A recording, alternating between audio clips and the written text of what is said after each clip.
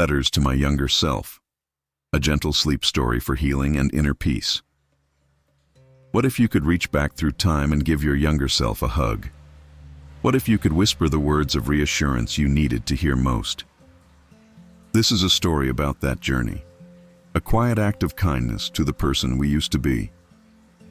The rain began that afternoon as it often does in early autumn, not with thunder or drama, but with a gentle whisper against the windows. Anna stood in her living room, watching the drops trace their slow paths down the glass, each one catching the soft gray light of the overcast sky. The world outside had taken on that hushed quality that rain brings, as if someone had turned down the volume on everything, inviting a kind of stillness that felt both melancholy and comforting at the same time. She had been meaning to clean out the storage closet for months now. Every time she opened its door to retrieve a winter coat or an extra blanket, she would see the boxes stacked in the back, their cardboard corners softening with age, and she would think that yes, this weekend she would finally sort through them. But weekends have a way of filling themselves with other things, with errands and obligations, and the simple necessary rest that comes after long weeks of work and responsibility. Today felt different though. The rain had created a kind of permission, an excuse to stay inside and turn inward. There were no plans calling her out into the world, no friends expecting her for coffee, no tasks that couldn't wait until tomorrow. Just Anna, her apartment, and the soft percussion of rain against the roof, against the windows, against the world. She made herself a cup of tea first, chamomile with honey, letting the warm mug settle into her palms as she stood at the window a moment longer. The street below was empty, the trees lining the sidewalk bending slightly in the wind, their leaves still mostly green but touched here and there with the first hints of gold. A car passed, its tires making that distinctive wet sound against the pavement, and then the street was empty again, peaceful in its solitude. Anna took a sip of her tea and made her way to the small hallway where the storage closet stood. She had lived in this apartment for 3 years now, having moved here after finishing graduate school and starting her first real adult job. It was a good apartment, small but bright, with hardwood floors that creaked in a friendly way and windows that faced east, catching the morning sun. She had made it her own with bookshelves and plants, with framed photographs and a comfortable couch where she spent her evenings reading or watching old movies. The storage closet door stuck a little when she pulled it open, swollen slightly from the humidity. Inside, it smelled of dust and cardboard and something else, something harder to name but unmistakable. The scent of time itself, of things put away and not looked at for years. She could see the boxes she knew well, holiday decorations, old textbooks.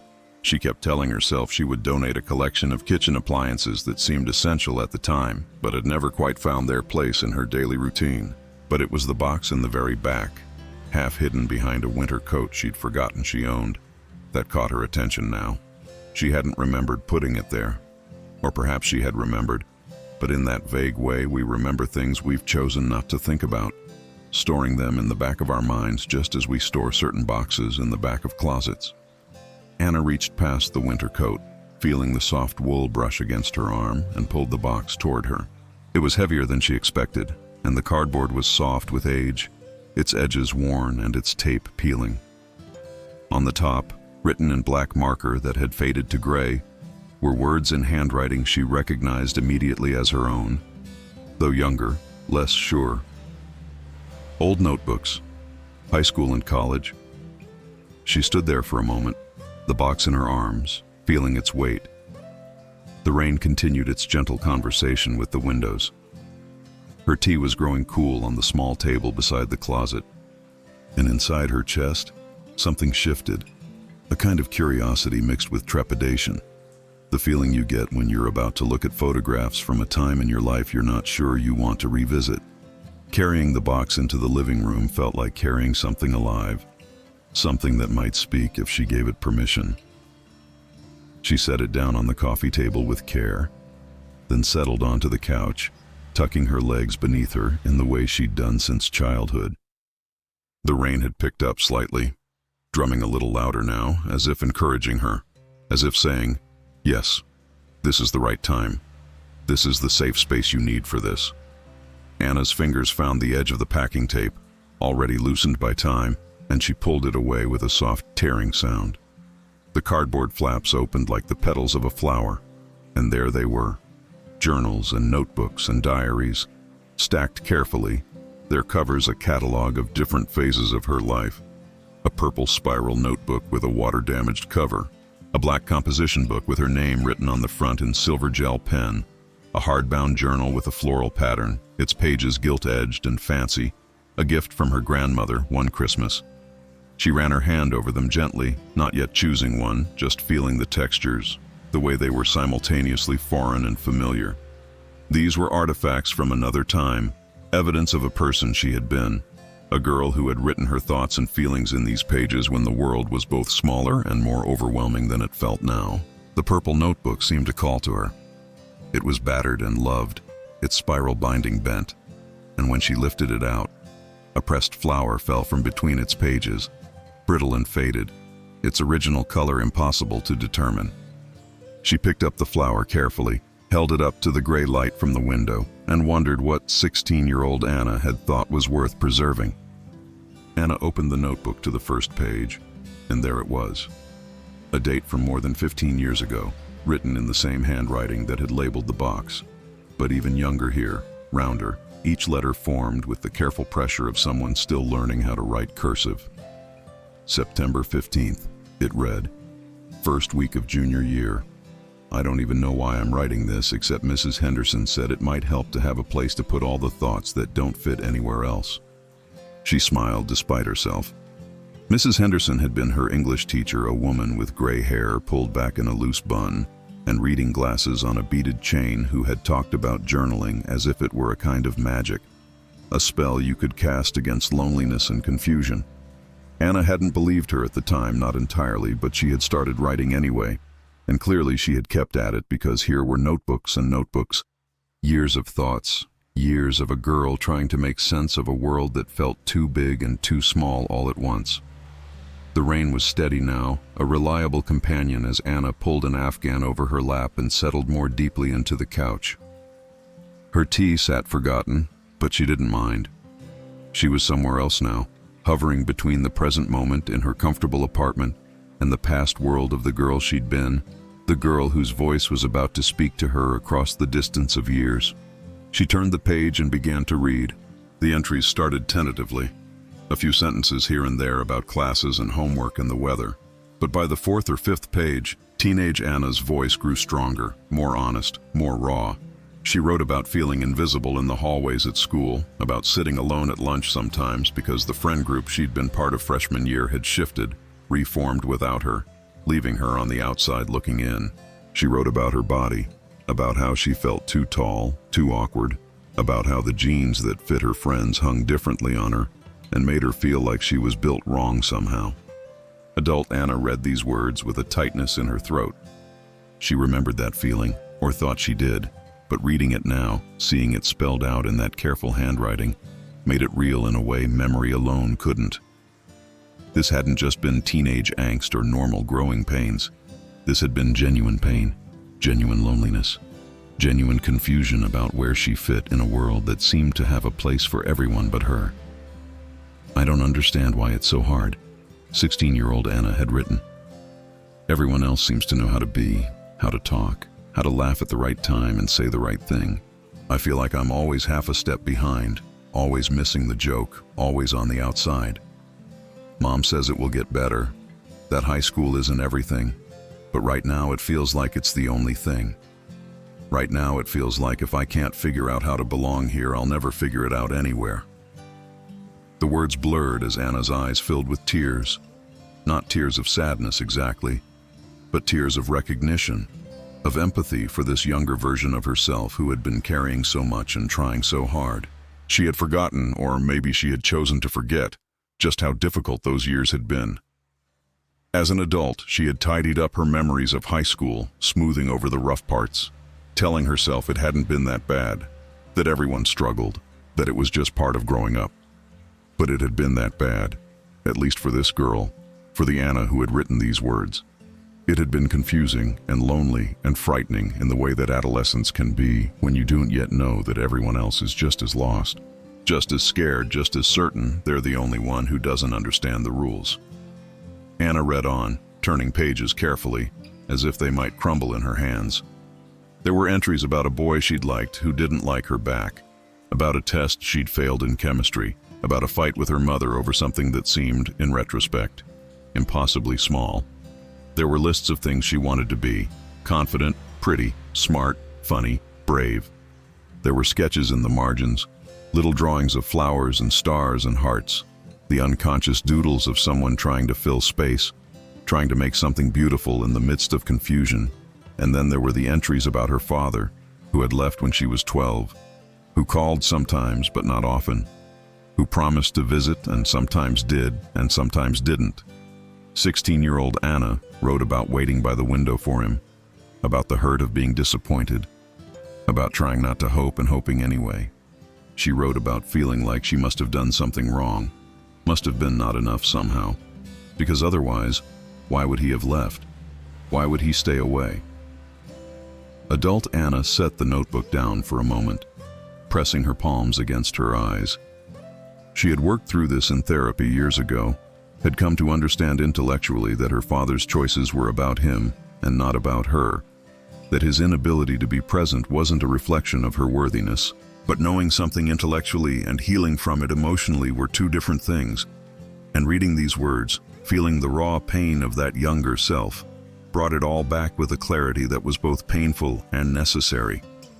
The rain had softened again, returning to its gentle whisper. The afternoon was growing late, the light through the windows taking on that particular quality of autumn evenings, golden and slanted and full of shadows. Anna reached for her tea and found it cold, but she drank it anyway. The coolness grounding her, bringing her back to her body, to this moment, to this room where she was safe and whole and far removed from the girl who had written those words. But that girl was still in her somewhere, wasn't she? That girl who had felt invisible and unworthy and desperately alone. That girl who had tried so hard to be enough, to be acceptable, to be loved. That girl who had written these words as a way of bearing witness to her own pain, of saying, I exist, I feel, I matter, even if no one else seems to notice. Anna picked up the notebook again, turning to an entry dated a few months later. The handwriting was messier here, more urgent. I hate how I feel, 16-year-old Anna had written. I hate that I care so much what everyone thinks. I hate that I can't just be myself without worrying if I'm doing it right. Everyone else seems so sure of who they are, and I don't even know where to start figuring it out. Sometimes I think if I could just disappear for a while, go somewhere where no one knows me, I could start over and be someone different, someone better, someone who doesn't feel like this all the time. The entry continued for several pages, a stream of consciousness outpouring of frustration and pain and desperate hope.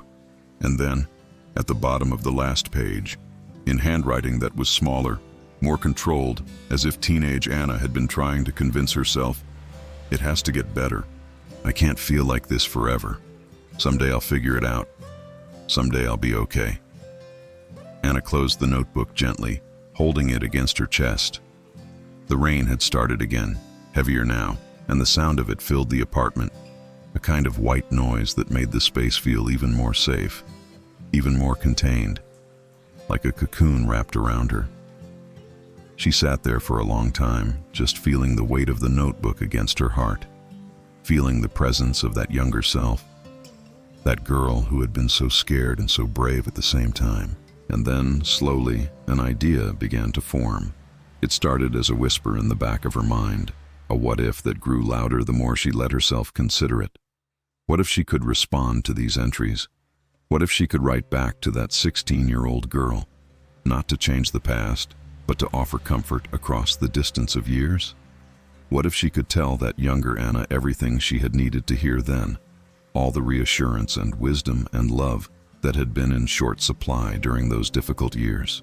It felt almost silly at first, the kind of therapeutic exercise you might laugh about with friends. But as Anna sat there in the rainy afternoon, the idea stopped feeling silly and started feeling necessary, started feeling like maybe the exact right thing to do. She set the purple notebook down on the coffee table with great care, then rose from the couch. Her legs had fallen asleep a little from sitting so long, and she shook them out as she walked to her small writing desk in the corner of the living room. It was a simple desk, wooden and old-fashioned, something she'd found at an estate sale and refinished herself. On it sat a lamp with a soft yellow bulb, a cup full of pens, and a drawer where she kept her stationery. Anna pulled open the drawer and took out a piece of paper, not her everyday notebook paper, but the good paper, the kind that had texture and weight, the kind that felt special in your hands. She'd bought it on impulse at a stationery store months ago, loving the way it looked, the cream color, and the slight deckled edge, though she hadn't known what she would use it for. Now she knew. She chose a pen carefully, testing a few on scrap paper until she found the one that felt right, that made the satisfying scratch against the page that good writing instruments do. Then she sat down at the desk, positioned the paper just so, and paused. What do you say to your younger self? Where do you even begin? Anna sat there for several minutes, pen poised over paper, watching the rain through the window beside the desk. The world outside was growing darker as evening approached, the streetlights beginning to flicker on one by one, casting their yellow glow onto the wet pavement. A couple walked by under a shared umbrella, and Anna watched them until they disappeared around the corner. Their intimacy a reminder that connection was possible, that loneliness wasn't permanent, that life had a way of surprising you with moments of grace. She took a deep breath, then put pen to paper. "Dear Anna," she wrote, and even just those two words felt powerful, felt like reaching across an impossible distance to touch someone who desperately needed to be touched. She continued, "I am writing to you from 15 years in the future, from a quiet afternoon in an apartment you can't imagine yet, in a life that will surprise you in the best ways. I am writing to you because I found your diary today, the purple one you're writing in now, and I read your words, and my heart broke open with love for you." The pen moved more quickly now, the words flowing as if they'd been waiting inside her all along, as if she'd been preparing for years to say these things without knowing it. "I want you to know that I see you. I see how hard you're trying, how much you're feeling, how scary it is to be where you are right now. I see that you feel invisible, and I'm here to tell you that you're not. You are radiant and real, and so incredibly worthy of love, even if you can't feel it right now. I know you think everyone else has it figured out, and you're the only one who's lost. But here's what I know now that you can't see yet. Everyone is lost. Every single person in those hallways, in those classrooms, sitting at those lunch tables, they're all just as confused and scared as you are. They're just better at hiding it, or maybe they're hiding different things. But no one, and I mean no one, has it all figured out. That confidence you think you see in others, a lot of it is performance. Everyone is performing, trying to convince each other and themselves that they know what they're doing. And you, sweet girl, you're so busy comparing your insides to everyone else's outsides. You're measuring your messy, complicated inner world against the carefully curated personas other people present to the world. It's not a fair comparison. It's not even a real comparison. I want to tell you about the things you're worried about now, the things that feel so enormous in your 16-year-old heart. That boy who doesn't like you back, in 10 years you won't remember his last name. That friend group that shut you out, they're not your people. Your people are coming, I promise. They're out there right now, also feeling lonely, also wondering if they'll ever belong. And when you find each other, it will be magic. It will be the kind of friendship that makes you realize all those years of loneliness were just preparation for appreciating genuine connection when it finally arrives. Your body, which you hate so much right now, is going to carry you through so many adventures. It's going to dance at concerts and hike mountains and swim in oceans. It's going to heal when you get sick and grow stronger when you challenge it. It's going to age and change. And you're going to make peace with it eventually, going to realize that bodies aren't meant to be ornamental. They're meant to be functional, to move you through your life, to house your beautiful, complicated soul. And speaking of your soul, Anna, you have such a good one. I know you don't believe that right now. I know you think there's something wrong with you, something missing or broken, but there isn't. You're just young, and you're hurting. and you're trying to grow up in a world that isn't always kind to people who feel things as deeply as you do. Your sensitivity, which feels like a curse right now, is actually a gift. It means you'll be able to connect with people in profound ways. It means you'll create art and write words that matter. It means you'll be able to sit with other people in their pain because you'll remember what pain feels like. You won't bypass it or minimize it or tell people to just get over it. You'll hold space for suffering because you understand it, and that's a rare and beautiful thing. I want to talk to you about your dad for a minute. I know it hurts that he's not there the way you need him to be. I know you think it's your fault, that if you were somehow better or different or more, he would want to be around more. But Anna, this is so important. His absence is not about you. It's not about your worthiness or your value or your lovability. It's about him and his limitations and his pain and his inability to show up. That's on him, not on you. You are lovable. You are enough. You have always been enough. His inability to see that is his failure, not yours. And you're going to be okay without him. You're going to be more than okay. You're going to build a life filled with people who do show up, who do see you, who do choose you again and again. You're going to learn that family isn't just blood. Family is the people who witness you and love you anyway. The people who celebrate your victories and hold you through your defeats. I wish I could tell you that the pain stops immediately, that tomorrow or next week or next year everything will be perfect. But that's not how life works. And I think you already know that. What I can tell you is that it gets lighter. The heaviness you feel now, the weight you're carrying, it doesn't disappear, but you get stronger. You learn how to carry it. You learn how to set it down sometimes. You learn that healing isn't linear, that there will be good days and bad days, and that's okay. That's just being human. You're going to make mistakes, Anna. You're going to hurt people sometimes, even though you don't mean to. You're going to make bad decisions and have to live with the consequences. But you're also going to learn and grow and apologize and try again. You're going to give yourself permission to be imperfect, to be a work in progress, to be someone who's still learning. In a few years, you're going to leave that high school and go to college, and everything will shift. You're going to meet your people. You're going to discover subjects you're passionate about. You're going to stay up until 3 in the morning having conversations about philosophy and art and what it means to live a good life. You're going to laugh until you cry and cry until you laugh. And you're going to realize that connection was always available to you. You just needed to find the right people to connect with. You're going to fall in love. Maybe not with who you expect, but with someone who sees you, really sees you, and doesn't look away.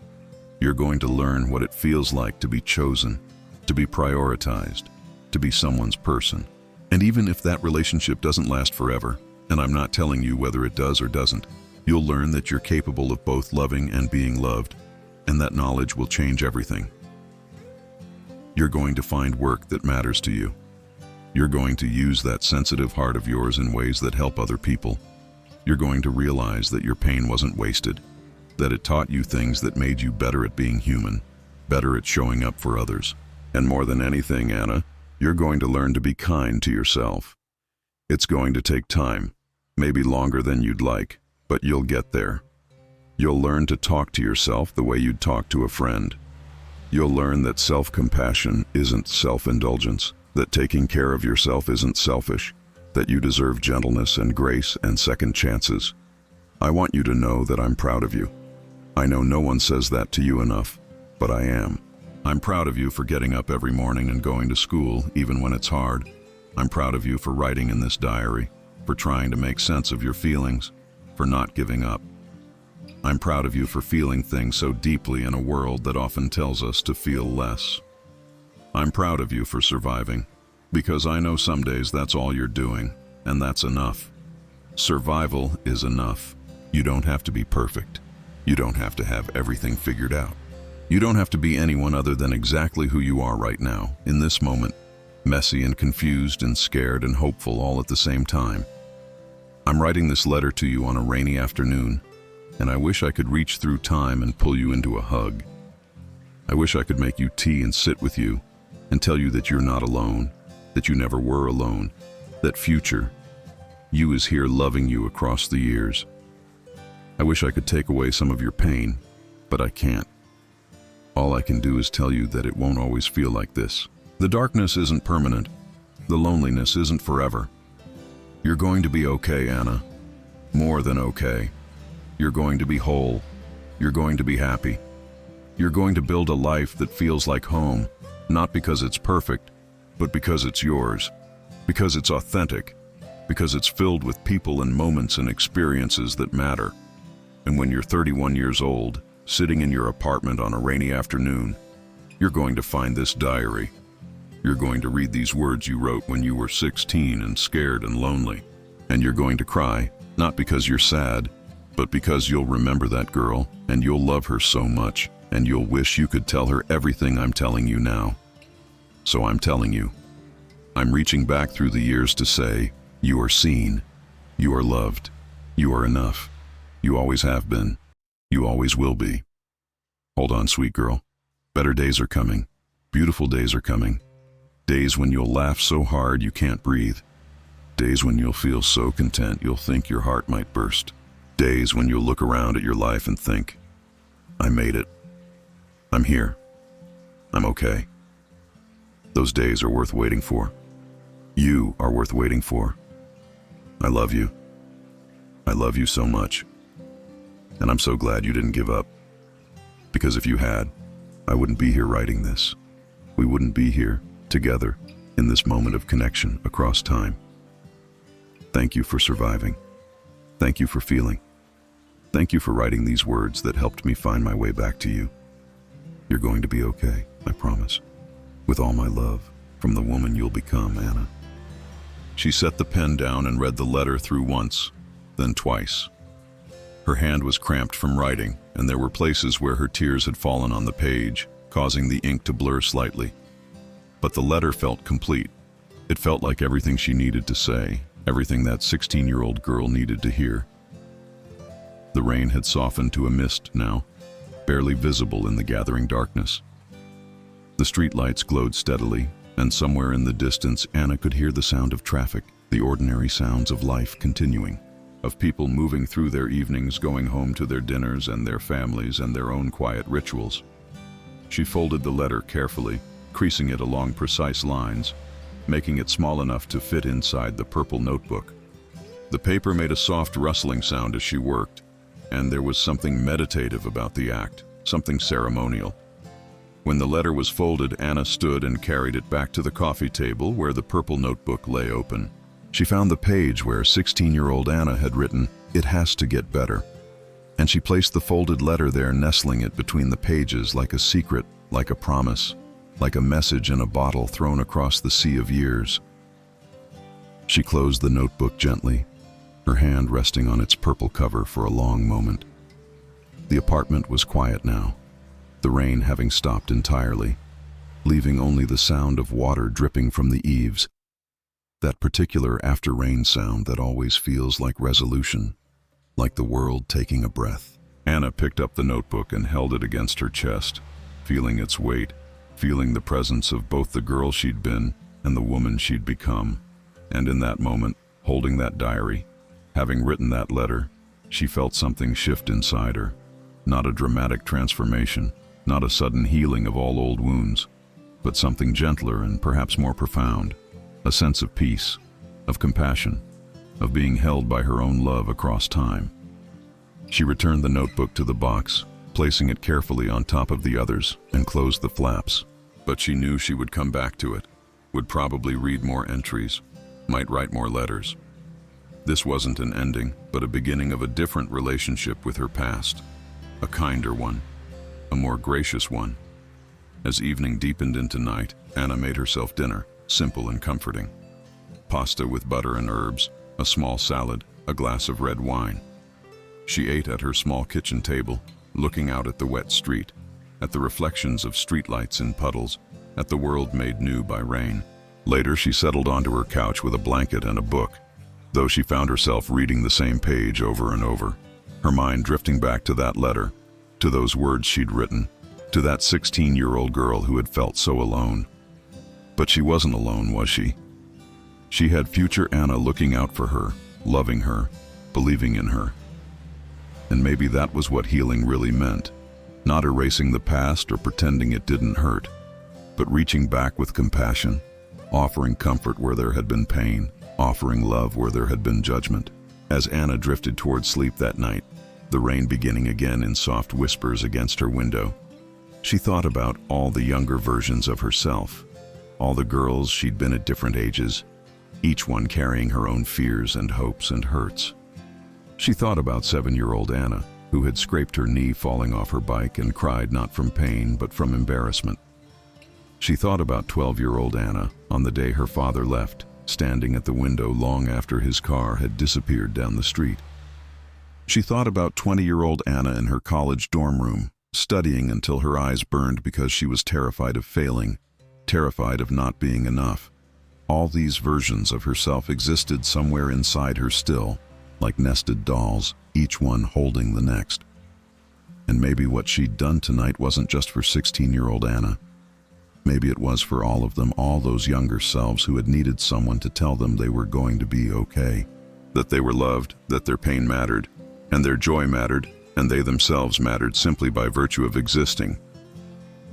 The room was dark now except for the soft glow of a nightlight in the hallway, and the sound of the rain was like a lullaby, steady and soothing.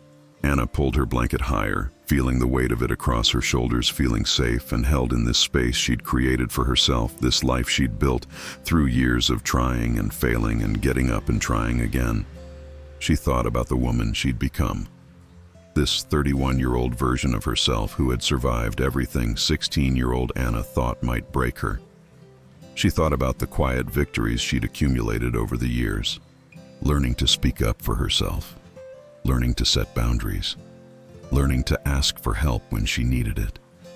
She thought about the friends she'd made, the ones who had become family, the ones who knew her fully and loved her anyway. There was Maya, her college roommate who had become her best friend, who called her every Sunday morning just to talk about nothing and everything. There was James, her co-worker who had become her confidant, who understood her dry sense of humor and shared her love of old books and obscure films. There was Sarah, her neighbor, who brought her soup when she was sick and invited her to family dinners because she understood that family could be chosen, could be built from kindness and proximity and genuine care. Anna thought about her apartment, small but filled with things she loved, the plants on her windowsills that she kept alive through careful attention, the bookshelf that held not just books, but objects with stories, the kitchen where she'd learned to cook meals that nourished her body and soul, the desk where she wrote, where she'd just written that letter that felt like the most important thing she'd ever written. She thought about her work, teaching at a community center, helping adults earn their high school diplomas, many of them carrying their own stories of struggle and resilience. She thought about how her own pain had made her better at that work, had given her the empathy to see beyond test scores and attendance records to the human beings trying so hard to better their lives, despite obstacles that would have defeated many people. The rain continued its gentle percussion, and Anna's eyes grew heavy. She let the book slide from her hands onto the couch beside her, no longer trying to read, just letting herself drift in that space between waking and sleeping, where thoughts become dreamlike and time loses its sharp edges. She imagined 16-year-old Anna reading that letter, not now, but in some impossible present where past and future collapsed into a single moment. She imagined the girl's face as she unfolded the cream-colored paper, as she recognized the handwriting as her own but different, matured, more confident. She imagined tears in those young eyes, not tears of sadness but tears of relief, of being seen, of being told that yes, it does get better, yes, you will be okay, yes, you are loved. And in her drowsy state, Anna felt something she could only describe as a presence, a gentle warmth, as if all her younger selves were there with her in that dark room, gathered around her like guardian angels, or maybe the other way around, like she was their guardian angel, reaching back through time to protect them, to comfort them, to promise them that they would survive everything they thought would destroy them. The letter had been an act of love, but it had also been an act of forgiveness. Forgiveness for all the ways she'd been hard on herself over the years, All the times she'd looked back at her younger self with judgment instead of compassion. All the moments she'd thought, why did I do that? Why didn't I know better? Why wasn't I smarter or braver or stronger? But of course she hadn't known better. Of course she'd made mistakes. Of course she'd struggled. That was what it meant to be human, to be young, to be learning how to navigate a complex world with only incomplete information, and a heart that felt too much, and a mind that worried about everything. She had done the best she could with what she had at the time. Every version of herself had done the best she could. And that was enough. That had always been enough. Outside, the rain began to taper off again, the drops becoming less frequent, the sound shifting from a steady drum to occasional plinks against the windowsill. The world was settling into sleep, and Anna was settling with it, her breathing deepening, her body relaxing into the couch, her mind releasing its grip on conscious thought. In that space between waking and dreaming, she saw herself as a girl again, but this time she wasn't alone. Future Anna was there, adult Anna, the woman she'd become, sitting beside her younger self on a bench in a park she'd loved as a teenager. The sun was setting, painting the sky in shades of pink and gold, and the two of them sat in comfortable silence, shoulders touching, just being together across the impossible distance of years. "Thank you," the younger Anna said softly, and adult Anna wasn't sure if she meant thank you for the letter, or thank you for surviving, or thank you for becoming someone who could reach back with love instead of judgment. "Thank you," adult Anna replied, and she meant thank you for not giving up. Thank you for writing in that diary. Thank you for feeling so deeply even when it hurt. Thank you for being the foundation on which I built this life. They sat together as the sun set completely and stars began to appear in the darkening sky. And in her half-dream state, Anna felt a completeness she hadn't known she'd been missing. She felt whole in a way that had nothing to do with achievement or success or reaching some destination. She felt whole simply because she had acknowledged all the parts of herself, had gathered up all her younger selves and held them close and told them, "You belong to me, and I belong to you, and we are all okay." The rain had stopped entirely now, and in its absence, other sounds emerged. The soft hum of the refrigerator in her kitchen, the distant sound of a car alarm being silenced, the creak of the building settling for the night. These ordinary sounds anchored her, reminded her that she was here, in this moment, in this body, in this life she'd built. Anna shifted slightly on the couch, pulling the blanket more securely around herself, and let out a long, slow breath. The tightness she'd been carrying in her chest since opening that box, since reading those diary entries, had loosened. In its place was something softer, something that felt like peace or maybe grace or maybe just the simple relief of having been honest with herself, having looked at her past without flinching and responded with love instead of shame. She thought about tomorrow, about how she might wake up and make coffee and go about her Sunday in whatever way she chose. Maybe she would open the box again and read more entries, write more letters. Maybe she would call Maya and tell her about this strange and beautiful thing she'd done, this reaching back through time to comfort her younger self. Or maybe she would simply let it rest for now, let the letter sit in that purple notebook like a seed planted, trusting that it had done its work, that the act of writing it had been enough. There was no urgency anymore, no sense that she had to fix anything or complete anything or prove anything. The letter existed, the love existed, the compassion existed, and that was enough. As sleep pulled her under more insistently now, Anna's last conscious thought was of her younger self, of that 16-year-old girl with her purple notebook and her careful handwriting and her enormous heart that felt too much and hoped too much and hurt too much. She saw her clearly, not with pity, but with respect, with admiration even, for her courage in the face of loneliness, for her determination to keep going, even when everything felt impossible. "I love you," she whispered into the dark room, not sure if she was speaking to that younger Anna, or to all her younger selves, or to herself right now in this present moment. Maybe it didn't matter. Maybe love was love regardless of who it was directed toward. Maybe it all counted. Maybe it all mattered. The room held her words for a moment, then absorbed them into the silence, and Anna let go completely, let herself fall into sleep like falling into water, trusting it to hold her, knowing she was safe. She dreamed, as she often did, but these dreams were different. They weren't anxious dreams of being chased or lost or unprepared. They were gentle dreams, soft-edged and warm. She dreamed of walking through the high school she'd attended, but this time the hallways were empty and sun-filled, and she wasn't scared. She walked slowly, looking at the lockers, the classroom doors, the bulletin boards, seeing them not as sites of past pain, but simply as places where she had once been, where she had learned and grown and survived. In the dream, she opened a locker, and inside was the purple notebook. She took it out and opened it, and the pages were filled not just with her teenage handwriting, but with other handwriting too. Notes written by all the people she would meet in her future, all the friends and lovers and mentors who would tell her she mattered, who would see her and love her and remind her that she wasn't alone. "You did it," a voice said, and she turned to see herself, but not any specific age. Just herself, all herselves at once, somehow contained in one body, one smile, one pair of eyes that held all the years she'd lived and all the years she'd yet to live. "We did it," she corrected gently, and in the dream they embraced, and it felt like coming home, like every journey she'd ever taken had been leading her back to this moment of self-acceptance, of self-love, of recognizing that she had been enough all along. The dream shifted and softened, becoming less visual and more feeling, more sensation. She felt warmth and safety. She felt the presence of love surrounding her, within her, as her. She felt the years of her life, not as a linear progression, but as a circle with her younger and older selves all connected, all part of the same story, the same soul learning how to be human, how to be kind, how to be whole. And through it all, the rain had started again. So gently now it was more mist than rain, just the barest whisper against the windows, against the roof, against the world.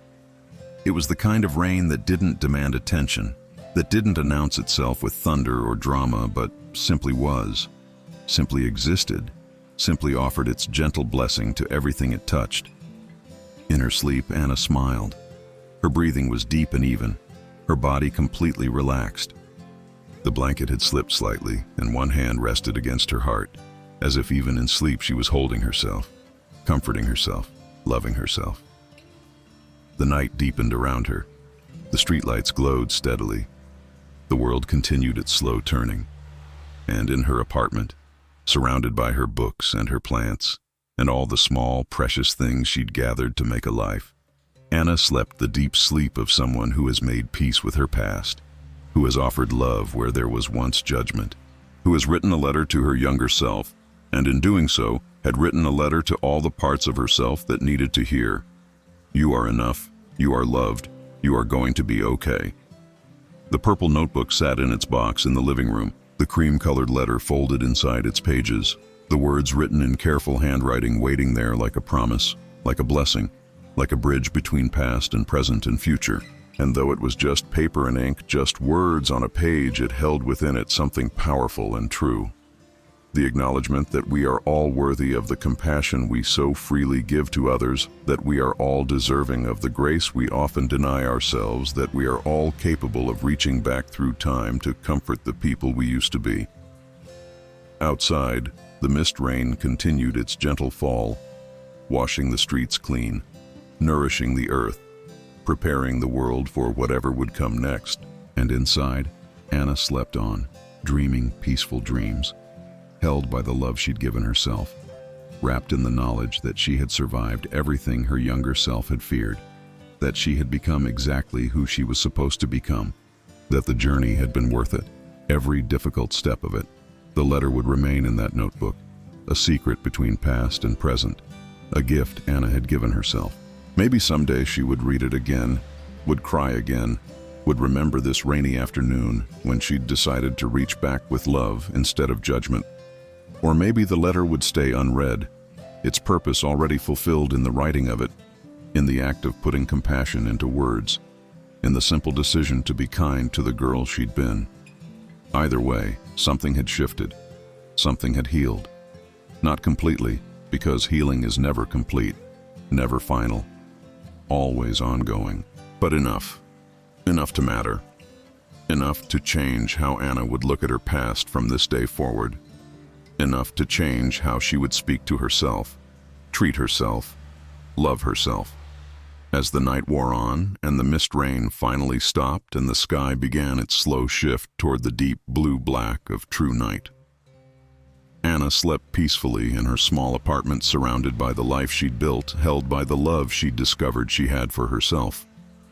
And in that sleep, in that peace, in that gentle quiet of a rainy night's end, there was a kind of perfection. Not the perfection of having no problems or pain, but the perfection of being exactly where you are, exactly who you are, and knowing that it's enough. The letter to her younger self had been an act of courage, of vulnerability, of love. And in writing it, Anna had given herself something precious, the gift of her own tenderness, the recognition that she deserved kindness not just from others but from herself, the understanding that the voice inside her head could be gentle instead of critical, compassionate instead of harsh, loving instead of judgmental. This was the gift she would carry forward from this day, the knowledge that she could be her own friend, her own supporter, her own loving presence. That she didn't have to wait for someone else to tell her she was okay. She could tell herself. She could reach back through the years and tell every version of herself who had ever doubted or struggled or hurt, "I see you, I love you, you are enough." And so she slept, deeply and peacefully, while the world outside continued its turning, while the night deepened and stars emerged from behind the clouds, while somewhere another person perhaps opened their own old diary, their own box of memories, and considered what they might say to their younger self, what words of comfort they might offer across the distance of years. Anna's breath rose and fell, steady as waves, and the apartment held her in its quiet embrace. The plants on the windowsill stood silently, their leaves occasionally catching the streetlight's glow. The books on the shelves waited patiently, each one a doorway to another world, another life, another possibility. The kitchen held the lingering scent of her simple dinner. The desk in the corner bore witness to the letter she'd written, to the act of love she'd performed. Everything was still, everything was peaceful, everything was exactly as it should be. And in her sleep, Anna dreamed of 16-year-old Anna reading the letter, unfolding it with trembling hands, eyes widening as she recognized the handwriting, tears falling as she read the words of love and reassurance and promise. She dreamed of that younger self, feeling perhaps for the first time truly seen, truly understood, truly loved, not for who she might become but for who she was, in that very moment, scared and lonely, and so very brave. "Thank you," the dream Anna whispered again. And this time, adult Anna whispered back, "Thank you for holding on. Thank you for becoming me." The dream dissolved into deeper sleep, into the wordless peace that comes in the deepest hours of night, into the rest that heals and renews and prepares us for waking again into a new day, a new chance, a new beginning. And as dawn would eventually come, as the sun would rise and light would return and Anna would wake to a new Sunday morning, she would carry with her the gift of this rainy afternoon, this moment of connection with her past self, this act of radical self-compassion that had changed something fundamental in how she understood her own story. But for now, she simply slept, and the sleep was good, and the peace was real, and the love she'd written in that letter continued to exist, continued to matter, continued to offer its quiet blessing to the girl she'd been, and the woman she'd become, and all the versions of herself that existed in between. The night held her gently. The world turned slowly. And Anna, having written her letter to her younger self, having reached back through time with love and compassion and grace, rested in the knowledge that she had done something beautiful, something healing, something true. If this story resonated with you, if it reminded you of your own younger self who might need a kind word or a gentle hug across the years, please consider showing your support with a like, and subscribe to Deep Sleep Stories Hub for more quiet nights and restful journeys. May you sleep well, held by your own compassion, wrapped in your own grace, knowing that every version of you, past and present, is worthy of love.